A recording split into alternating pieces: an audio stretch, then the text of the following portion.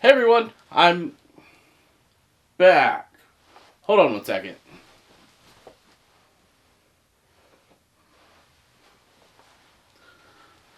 So, apparently while I was gone, somebody snuck into my studio and left a giant bowl of sand in here.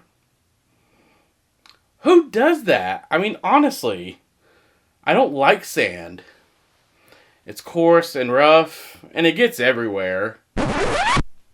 Wait a second. I'm in the wrong sci-fi movie. Hold on.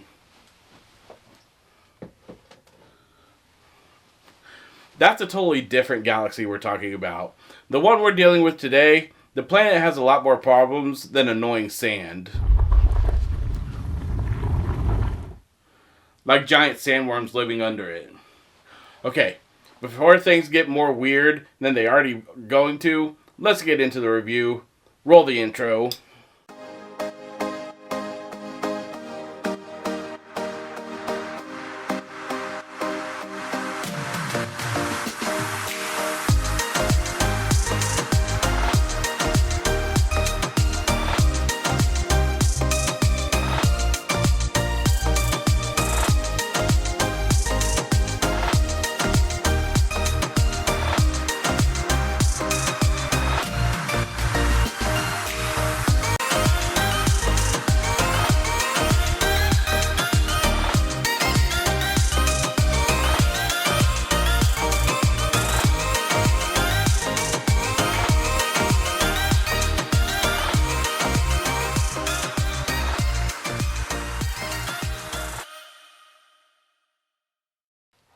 Hey everyone, welcome back to the Big Screen Leap, the show where we take stories from words, pixels, and scripts and see how they land as Hollywood hits. I'm your host, William Redmond.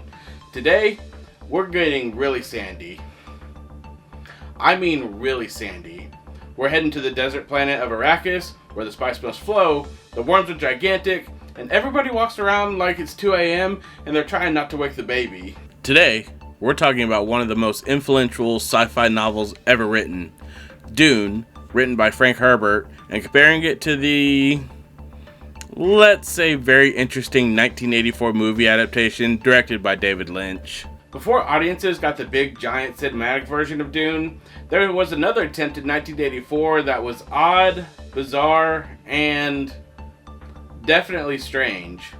Some people loved it, some people were weirded out by it, and some people are still trying to figure out why they milked a cat for an antidote. But on this show, we always ask the same question. Did the leap from page to screen make the jump, or was it eaten by a sandworm all in the way?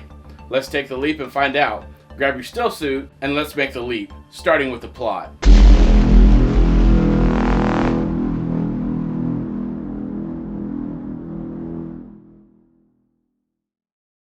So the novel Dune takes place thousands of years into the future, where humanity has spread across the galaxy. But instead of robots and advanced AI running everything, humans have actually banned advanced technology after a catastrophic war. So instead of computers, humans trained their minds to become incredibly powerful, creating organizations like the Mentas, the Spacing Guild, and the mysterious Bene Gesserit.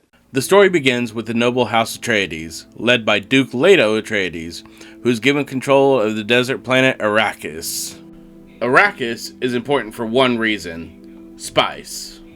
Spice, also known as melange, is the most valuable substance in the universe. It extends life, enhances mental abilities, and most importantly, allows navigators of the Spacing Guild to safely guide starships through space.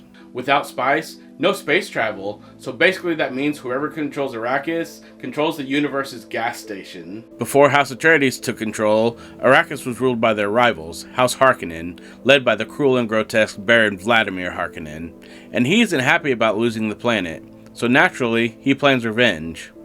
Meanwhile, Duke Leto's son Paul is undergoing intense training.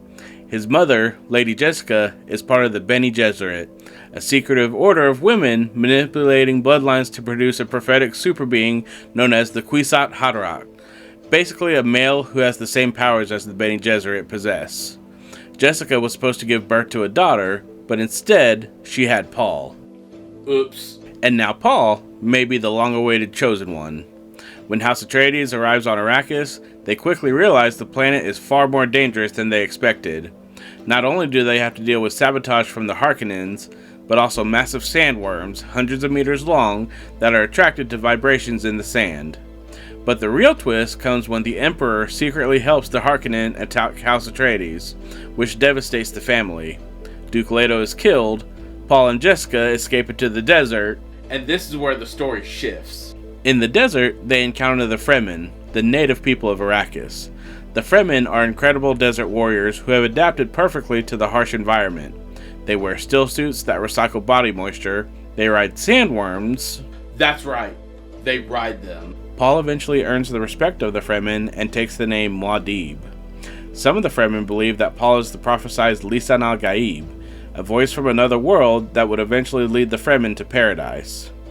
Over time, Paul's powers grow stronger as he consumes the spice. He begins to see possible futures and realizes he may lead a galaxy-spanning revolution. Eventually, Paul leads the Fremen in a massive uprising against the Harkonnens and the Emperor. The story climaxes with Paul confronting the Emperor himself and defeating the Harkonnen heir, Feyd-Rautha, in a duel. Paul takes control of the Empire, but the ending carries a warning. Paul realizes the religious war spreading in his name could lead to unimaginable destruction across the galaxy, meaning that the hero may also become something terrifying. Now let's talk about the 1984 movie adaptation. Buckle up, because trying to fit all of Dune into one movie is like trying to explain the whole trilogy of The Lord of the Rings during lunch break. The movie begins with Princess Irulan explaining the importance of spice and Arrakis. Right away, the movie throws the viewers into a universe with complicated politics and terminology. The movie tries to help out by doing something very unusual. Characters literally think their dialogue out in voiceovers. So while they're talking to someone, you also hear their inner thoughts. It's like the movie turned everyone into mind readers. No. We're not doing that here. Anyway, the movie mostly follows the general outline of the book. House Atreides moves to Arrakis. The Harkonnens plot revenge, with the Emperor secretly supporting them. Paul begins to discover his power, but the film condenses a massive story into just over 2 hours. For example, Paul's integration into the Fremen community, which in the book takes a very long time, happens almost instantly in the movie, and all of a sudden, he's leading them. The film ends with Paul defeating Feyd-Rautha and becoming Emperor just like in the book, but then something very odd happens. Paul makes it rain on Arrakis. That didn't happen in the first book. In fact, that didn't happen in any of the books. Okay, before I get off into a tangent about the Dune books, and trust me, that would take a long time, let's get into the productions, starting with the book.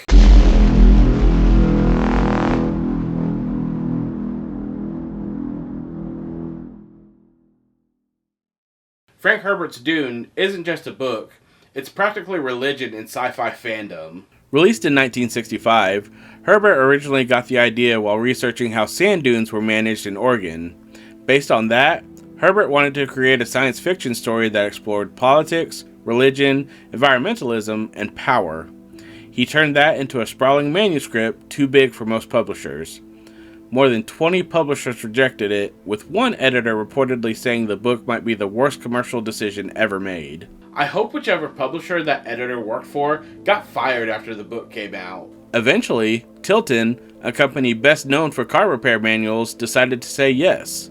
The book was serialized in analog magazines, and then it became a cult hit. It won both the Hugo Award, which is given annually to the best science fiction and fantasy works published in the previous year, and the very first Nebula Award, which is given annually to the best science fiction and fantasy works published in the United States. And it wasn't just about space lasers and worm fights. Herbert built an entire universe with politics, ecology, religion, and economics all woven together. It's often called the Lord of the Rings of science fiction, and for good reason. But did the movie give us the same thing that the book did? Well, let's get into that. Let's go to the production.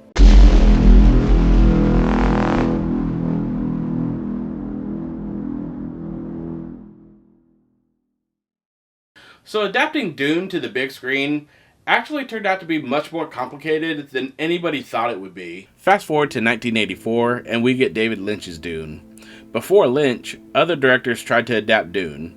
Alejandro Jodorowsky planned a psychedelic 10-hour epic in the 1970s with Salvador Dali, Orson Welles, and Pink Floyd doing the soundtrack. That fell apart, but it became legendary in film circles. Honestly, that sounds like something that could have been really interesting had they gone through with it. Dino De Laurentiis bought the rights and hired David Lynch after The Elephant Man. Lynch had never read Dune before and later admitted he didn't really connect with the material. The script went through multiple rewrites, and the studio forced the runtime down to just over 2 hours. Lynch originally had 4 hours, but Universal wanted it theatrical length. Because of course you know, when studios get involved, it's always a great idea. The budget for this movie ended up being around $40 million, and the movie actually had a pretty decent cast list, with Kyle MacLachlan as Paul in his first major role, Patrick Stewart as Gurney Halleck, Max von Sydow, Virginia Madsen, and Sting all having major roles in the movie as well. Not to mention, the Sandworms were actually pretty impressive for 1984, using practical effects. So now that we have the productions out of the way, does the movie stack up to the book? Let's get to the similarities and differences and find out.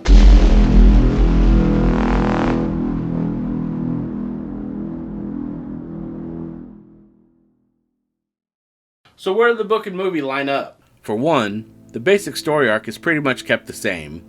The Atreides go to Arrakis, get betrayed, Paul joins the Fremen, learns their way, and then overthrows the Emperor. The central characters are pretty intact. Paul, Jessica, Duke Leto, Baron Harkonnen, Princess Irulan, and the Emperor are all in the book and movie. The importance of spice and sandworms are preserved. The visuals and the tone are also pretty similar. The movie captures some of the weird, mystical atmosphere of Herbert's universe. Costume and set design, while dated now, attempted to bring the sense of grandeur. The sandworms were actually close to Herbert's description, massively terrifying and awe-inspiring at the same time. Finally, Paul's training, visions, and eventual rise as the prophesized figure are all included. But that's as far as the similarities go. Unfortunately, there are a lot of differences that we need to talk about. Let's get to it.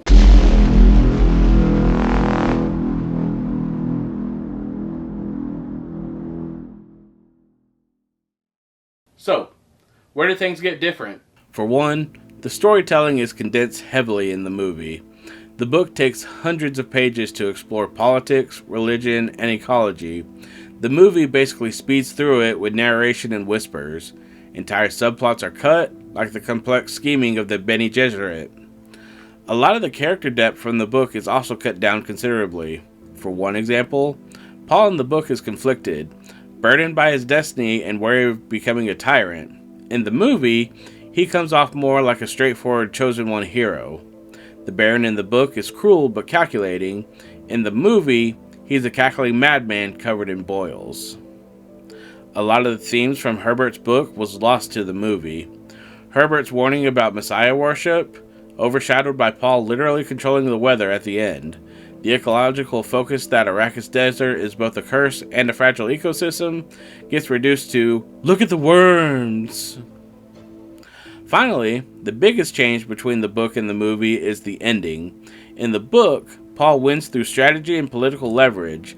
In the movie, he ends up as a godlike figure who changes the planet instantly, undermining the long-term ecological vision of Herbert's saga and not really tying into the future sequels. So basically, what should have been a sci-fi epic got trimmed down into what looks like the vision of somebody who skimmed through the book and said, I can make a movie off this.